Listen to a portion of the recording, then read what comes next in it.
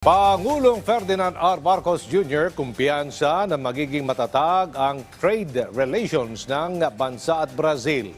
At DSWD, idilabas ng listahan ng mga requirements para sa mga individual na nangangailangan ng assistance ng ahensya. Yan ang express balita ni Chariza Esparago.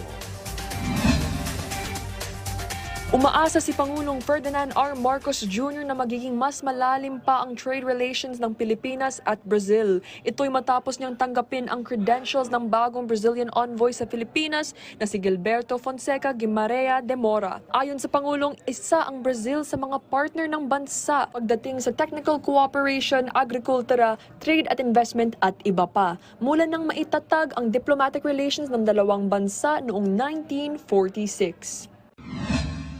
Samantala, inilabas ng DSWD ang mga listahan ng requirement para sa mga dudulog sa pamamagitan ng Assistance to Individuals in Crisis Situation o AICS program, tulad ng medical, financial at funeral assistance. Kinakailangang ipakita ang valid government-issued ID at isumite ang general intake sheet na galing sa DSWD at iba pang mga dokumento sa pinakamalapit na tanggapan ng ahensya. Makikita ang buong listahan ng requirements sa Facebook page ng DSWD.